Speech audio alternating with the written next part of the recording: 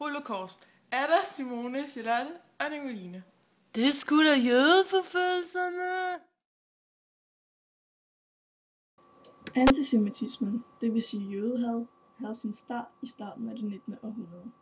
Hitlers første møde med jøderne i Wien havde affødt et had fra nazisternes side, der ikke blev lagt skjul på i partiprogrammet op gennem 1920'erne. Under nazistyret fik antisemitismen en ny betydning, i det Hitler begrundede jødehadet biologisk. Han formulerede jøden som et undermenneske, et skadedyr blandt den nordiske race. Man taler om, at nazistatens diskriminering af jøderne kan inddeles i 4 faser. Den første fase fra 1933 til 1935 var især præget af terrorhandlinger foretaget af SA. Overgrebene på jøderne begyndte i slutningen af marts 1933, hvor SA overfaldt jøder og begik hærværk mod jødiske forretninger.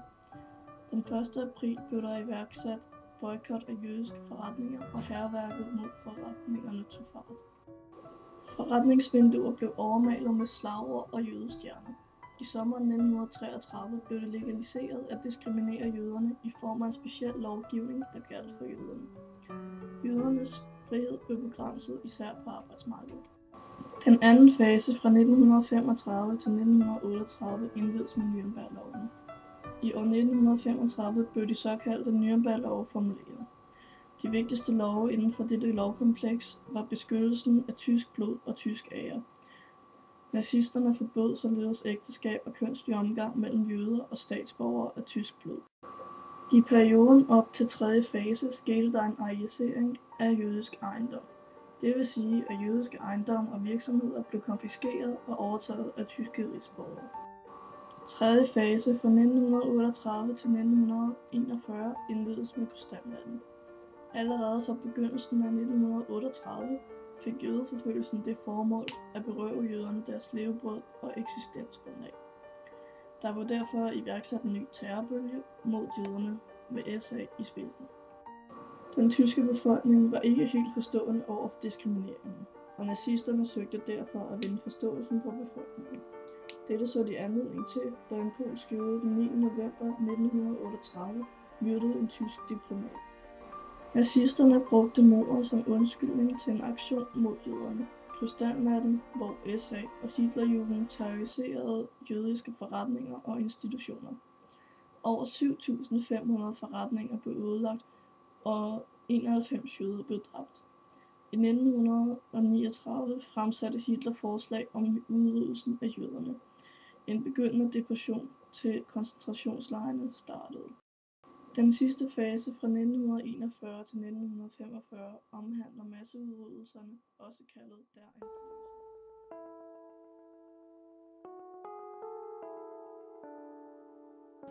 Teksten Hvad skal jøden med et klaver kommer fra et tysk ugeblad Stern fra den 10. november 1988. Teksten er om Günther Dahls erindringer fra krystalnatten. På dette tidspunkt var Günther Dahl 15 år gammel. Vi hører, hvordan hans familie havde medlidenhed med familien Wulffson, som boede på den anden side af vejen.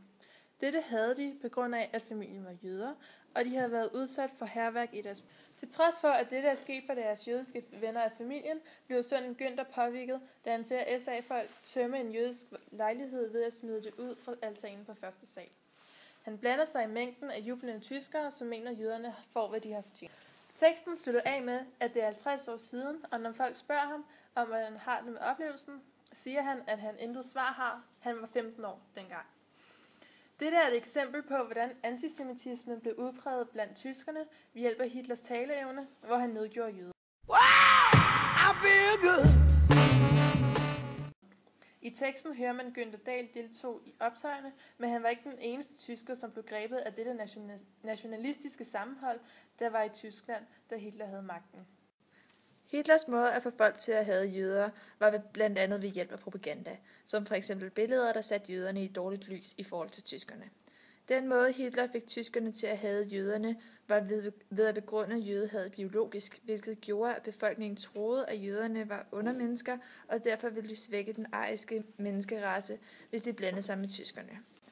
Et eksempel på, hvordan tyskerne fremstillede jøderne, kan ses på dette billede af Hans Schweitzer fra 1944, hvor jøden fremstår som en grim og afskyelig person. hvor de derimod fremstillede tyskerne som smukke, raske soldater. På specielt denne plakat siger tyskerne, at jøderne var årsagen til krigen, brød ud, og jøderne var med til at forlænge krigen. Disse propagandaplakater og film spillede en vigtig rolle i tyskernes overtagelse af jødehed. I 1935 blev der dannet de såkaldte Nürnberg-love.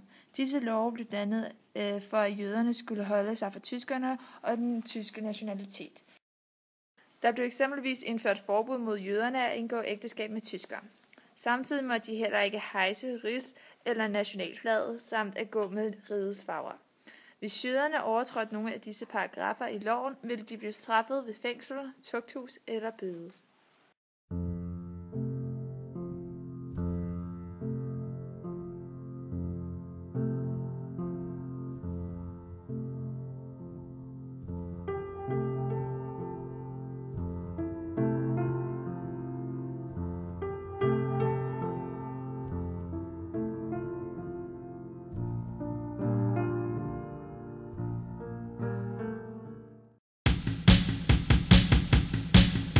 God aften og velkommen til DR2's debataften. I aften der skal vi kigge på emnet jødeforfølgelser.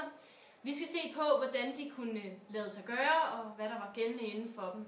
Og til at diskutere det her emne, så har jeg fået den ære at få besøg af dig, Jakob Agermund Madsen, som til dagligt underviser på Københavns Universitet. Og så har jeg fået besøg af dig, Yvonne Styrben, som også til dagligt underviser på Aarhus Universitet. Og I er begge to meget beskæftiget med 2. verdenskrig og har senere hen kigget mere på jødeforfølgelserne.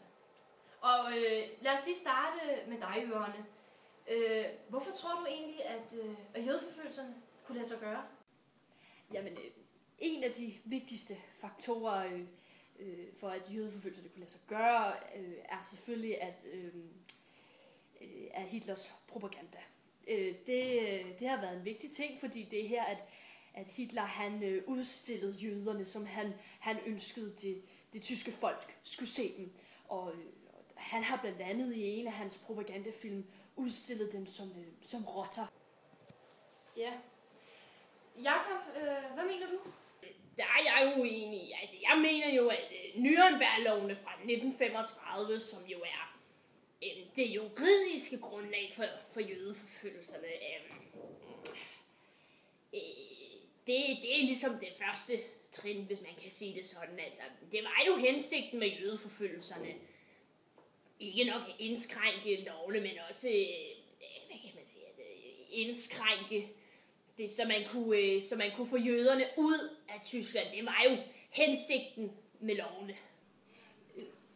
Det er korrekt.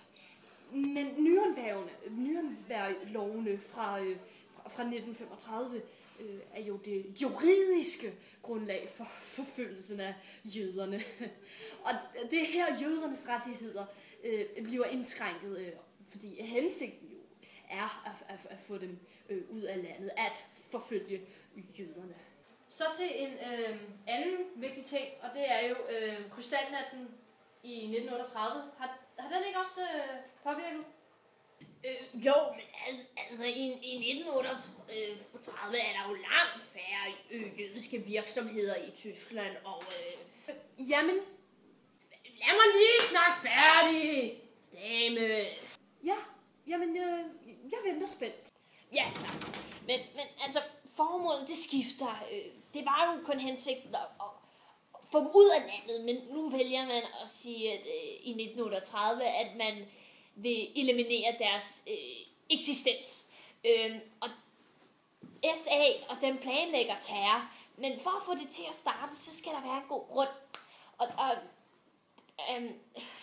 derfor vælger man, at da der er så en tysk diplomat, der bliver myrdet af en polsk jøde i Paris, så vælger man at gå i gang, og så er det jo i 1938, at krystalnatten, den så finder sted.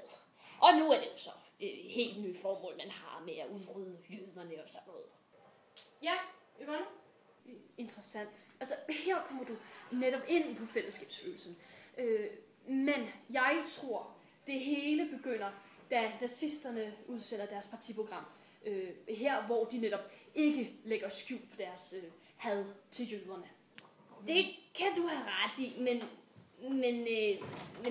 det virker ikke som grunden. Altså, det virker mere som en optakt, men ikke det endelige valg. Ja, og vi afbryder desværre udsendelsen, da Yvonne har fået en lille hedetur.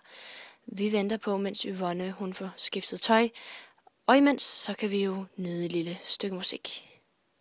Yeah. Og jeg har fået at vide, at det er der ikke tid til. Vi stiller direkte tilbage til debatten på DR2.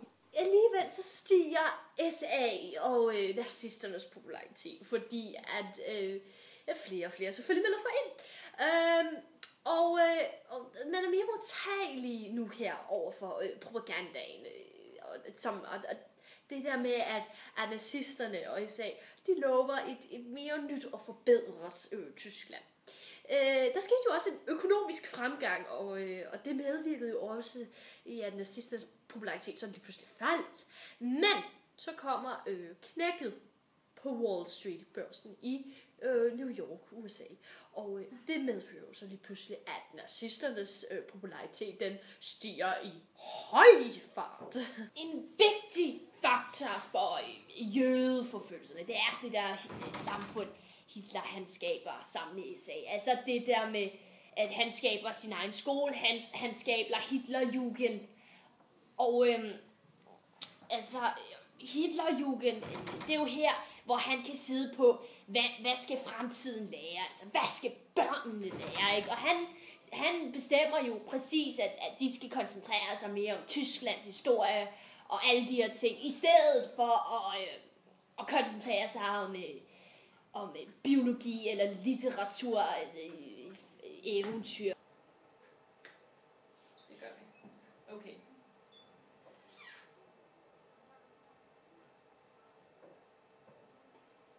Okay. Så det I siger er, at der er forskellige faktorer, der spiller ind for, at jødeforfølgelserne de kan starte, men at der så samtidig er også en masse vigtige ting, som gør, at det kan fortsætte og lade sig gøre. For eksempel Nürnberg-lovene og SA-folket, Hitlerjugend og Hitler for den sags skyld også. Og så en dag også det, at en tysk diplomat bliver myrdet af en polsk jøde i Paris. Ja, og det at Tyskland går i krig og begynder at overtage Polen og en masse ting. For eksempel i Theresienstadt overtager de denne gamle fæstning. Men alt det her betyder lige pludselig, at ideologien stiger, og det bliver en del af samfundet. Helt sikkert. Og det betyder jo også, at hvis man som den enkelte tysker var imod jødeforfølgelserne, så er det helt klart, at så er man også imod lederen, og det er bestemt ikke acceptabelt i den her ideologi, hvor lederen er allerøverst, selvfølgelig jøderne, nej.